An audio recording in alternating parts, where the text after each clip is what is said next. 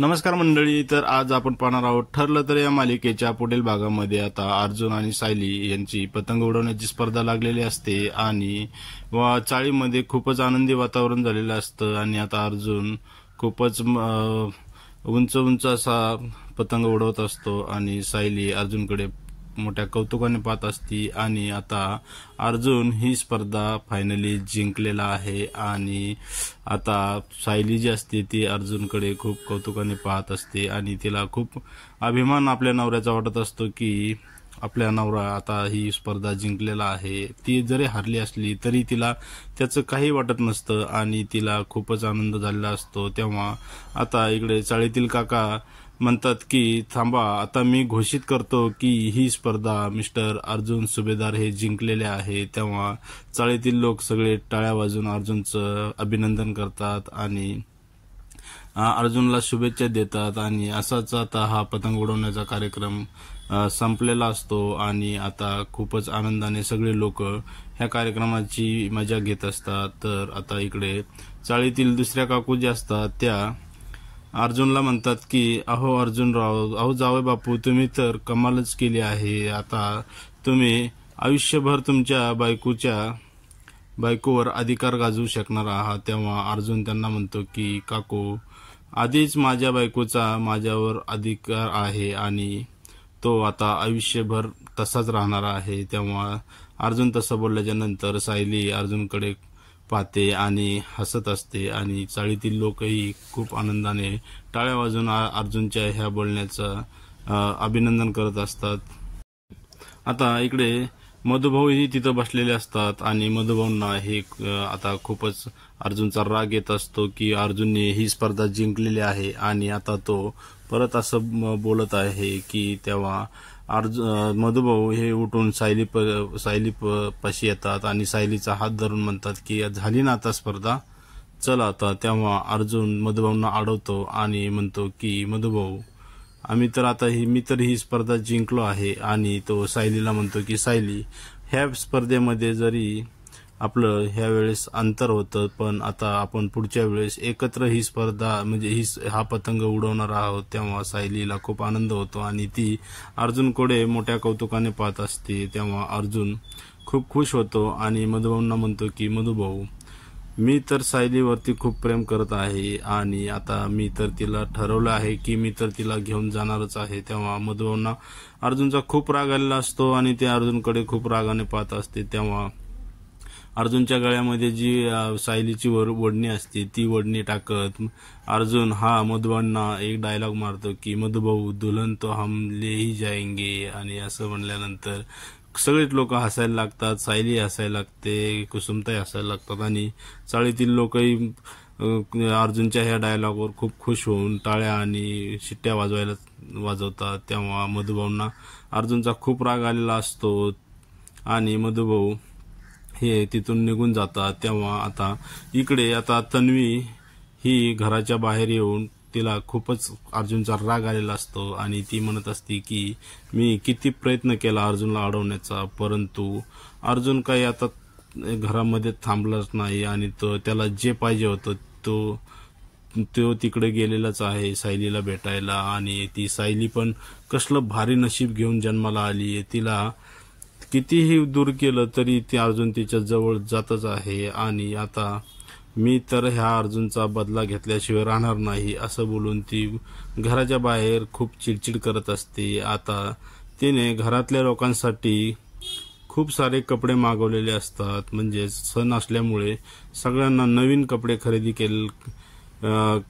केलेले असतात, त्यामुळे ते घेण्यासाठी ती घराच्या बाहेर थांबलेली असते। आणि इकडे आता कुसुमताई आणि सायली ह्या किचनमध्ये म्हणजे सायली एका पिशवीमध्ये तिळाच्या वड्या भरत असते। तेव्हा कुसुमताई तिथे येते आणि कुसुमताई सायलीला म्हणत असते की काय ग सायली, तू तर लहानपणापासून पतंग खूप छान उडवतेस, मग आज का हारलीस? तेव्हा सायली कुसुमताईला म्हणते की अगं कुसुमताई, असं काय करतेस? त्यांना पण म्हणजे अर्जुन सरांना पण माझ्यापेक्षा खूप छान पतंग उडवता येतो आणि त्यामुळेच ते जिंकलेले आहे। तेव्हा कुसुमताई तिला म्हणते की बरं ठीक आहे, पण आता ह्या तिळाच्या वड्या तू पिशवीत का भरत आहेस? काय सगळ्या चाळीलाच ह्या आनंदाच्या भरामध्ये आता तू वड्या वाटणार आहेस का? तेव्हा सायली कुसुमताईला आठवण करून देते की अगं मी तुला बोलले होते ना की ह्या तिळाच्या वड्या मला माझ्या घरच्यांना द्यायच्या आहे. तेव्हा कुसुमताई म्हणते की अगं हो मी विसरले, पण आता तू ह्या वड्या कशा त्यांच्यापर्यंत पोहोचवणार आहेस. तेव्हा सायली म्हणते की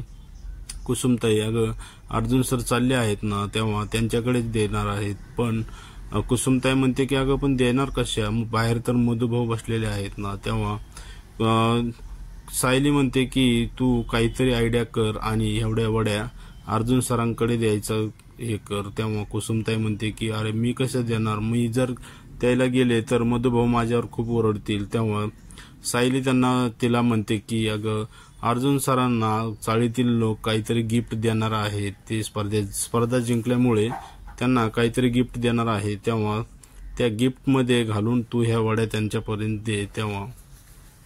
तेव्हा कुसुमताई तिला म्हणते की तुझी कल्पना तर चांगली आहे, पण ती त्या सुभेदारांच्या कल्पनासारखी निघायला नको, म्हणजे बाहेरून एक आणि आतून एक. तेव्हा सायलीला कुसुमताईचा थोडासा राग येतो आणि ती कुसुमताईला म्हणते की कुसुमताई मी आईबद्दल असं काही ऐकून घेणार नाही आणि मला ते चालणारही नाही. तेव्हा कुसुमताई तिची माफी मागते आणि आता इकडे प्रिया घरामध्ये आलेली असते आणि तिने सगळ्यांसाठी सणाला कपडे मागवलेले असतात. त्यामुळे ती घरच्यांना एक सरप्राईज द्यायचा प्रयत्न करत असते आणि ती सगळे कपडे घेऊन आता घरामध्ये आलेली असते आणि सगळ्यांना म्हणते की मी तुमच्यासाठी सगळ्यांना नवीन कपडे खरेदी केले आहेत. तेव्हा प्रताप म्हणतात की अगं तुला याची काय गरज होती आणि तू का मागवलेस कपडे. तेव्हा तन्वी म्हणते की मी हे कपडे आता तुमच्यासाठी तुम्हाला सगळ्यांसाठी मागवलेले आहेत आणि तुम्ही आपल्या घरामध्ये एवढा मोठा सण असून आपल्या घरामध्ये आपण तो साजरा नाही करायचा का, तर ती पनोती होती. आपल्या सायली ही आपल्या घराला लागलेली पनोती होती आणि आता ती पनोती आपण बाहेर फेकून दिली आहे. त्यामुळे आता आपण हा सण सगळ्यांनी आनंदात साजरा करायचा आहे असं बोलून ती सगळ्यांना नवीन कपडे देते आणि सगळ्यांना तिचं खूपच कौतुक वाटत असते. तिकडं कल्पनाही आणि पूर्णाजी ही तिचं खूप कौतुक करत असते. तन्वी आणि अस्मिता आणि अश्विन हे दोघंही खूप तिचं कौतुक करत असतात. आणि आता कल्पना तन्वीला म्हणते की तन्वी ह्या अर्जुनच्या कॉन्ट्रॅक्ट मॅरेजचा खरा त्रास तर तुला खूप सगळ्यात जास्त झालेला आहे, तरी देखील तू आमच्यासाठी एवढं सगळं करत आहेस, त्यामुळे मला तुझं खूपच कौतुक वाटत आहे. तेव्हा तन्वी तिला म्हणते की मामी असं काय बोलतेस, मी तर आपल्या घरासाठीच करत आहे. मला असं वाटतंय की सगळ्या घरांनी एकदम आनंदात राहायला पाहिजे. आता इकडे चाळीतील लोक हे अर्जुनचा सन्मान करायला आज सगळे जमलेले असतात आणि आता अर्जुनचा एक झाड आणि त्याला गिफ्ट देण्यासाठी आलेले असतात. तेव्हा आता अर्जुनला ते गिफ्ट दिल्यानंतर सगळे लोक अर्जुनचा टाळ्या वाजून सन्मान करतात आणि आता अर्जुन हा सगळ्यांचे आशीर्वाद घेत असतो आणि तिकडे मधुभाऊही असतात आणि मधुभाऊंच्याही तो अर्जुन पाया पडतो. तेव्हा मधुभाऊ त्याला आशीर्वाद देत नाहीत. तेव्हा अर्जुन हात जोडून त्यांच्या पुढे उभा राहतो आणि मधुभाऊंना म्हणतो की मधुभाऊ मी तर आता सायलीचा विश्वास जिंकलेलाच आहे आणि लवकरच तुमचाही विश्वास जिंकेल आणि सायलीला इथून घेऊन जाईल. तेव्हा मधुभाऊंना तर त्याचा खूप राग आलेला असतो, पण मधुभाऊ त्याला म्हणतात की आता संक्रांतीचा कार्यक्रम तर संपलेला आहे, आता तू इथून चालता हो. हळूच त्याला सांगत असतात आणि आता जातोस की आता 26 जानेवारी करूनच जायचा तुझा विचार आहे. तेव्हा अर्जुन मधुभाऊंना म्हणतो की मी तसंही करू शकतो किंवा तुम्ही जर मला इथं ठेवून घेतलं तर मी कायमचा इथंही राहू शकतो असं बोलून आता अर्जुन ती पिशवी उचलतो. तेव्हा त्याला त्यामध्ये तिळाच्या वड्या ठेवलेल्या दिसतात आणि त्याला समजतं की ह्या तिळाच्या वड्या सायलीनीच ठेवलेल्या आहेत आणि त्याला त्या घरच्यांना देण्यासाठी ठेवलेल्या आहे. तेव्हा आता अर्जुन सायलीला पाहत आता चाळीतून घरी निघालेला असतो आणि सायलीही त्याच्याकडे खूप प्रेमाने पाहत असते. तर आता इकडे घरामध्ये तिळगुळाचा कार्यक्रम चालू झालेला असतो आणि सगळे एकमेकांना तिळगुळ देऊन तिळगुळ देऊन गोड गोड बोलण्याच्या शुभेच्छा देत असतात, तेव्हा इकडे अस्मिता आणि अश्विन यांची मस्ती चाललेली असते. तेव्हा इकडे पूर्णा आजी आणि हे सगळे लोक खूप आनंदात असते. तेव्हा इकडे अर्जुनची एंट्री होते आणि अर्जुन सगळ्यांना मकर संक्रांतीच्या खूप साऱ्या शुभेच्छा देतो आणि त्यांना तिळगुळ घ्या आणि गोड गोड बोला आणि असं बोलून तो देवाकडे जातो आणि देवाला नमस्कार करतो. तिथे तिळगुळ ठेवलेला असतो आणि त्या तिळगुळमध्येच सायलीने दिलेल्या त्या तिळाच्या वड्या अर्जुन हळूच वरती ठेवतो आणि त्या सगळ्यांना तो देत असतो आणि त्या दिल्यानंतर आता तो सगळ्यांना त्या वड्या देऊन तिळगुळ घेऊन गोड गोड बोलायचं असं म्हणत असतो. तर आता पुढील भागामध्ये आपण पाहणार आहोत की आता अर्जुन हा रोजच आता चाळीमध्ये जायला लागलेला असतो. तिकडे मिसेस सायली आणि अर्जुन यांच्यामध्ये आता प्रेमपत्र म्हणजेच आता चिठ्ठ्या देऊन एकमेकांना कसं बोलतात हे आता आपल्याला पुढील भागामध्ये बघायचं आहे. तर प्रेक्षकांना आपल्या चॅनलला सबस्क्राईब करायला विसरू नका. धन्यवाद.